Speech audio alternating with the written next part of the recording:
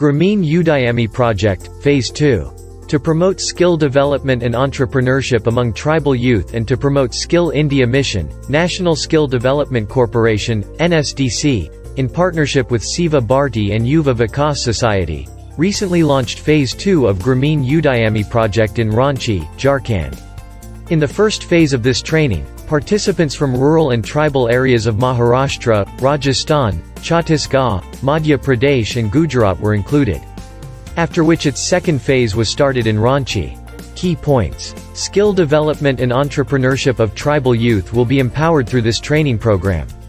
The goal behind this training is to make India self-reliant even in rural areas.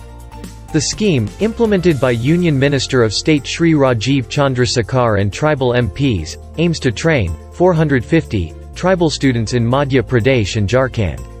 For this work, especially for the tribal areas, the central government has approved a budget of 85,000 crores. Another major component of this project is to provide quality education to the tribal communities so as to open up many possibilities for their development and economic empowerment of the tribal population. Objectives of the project. The main objective of this project is to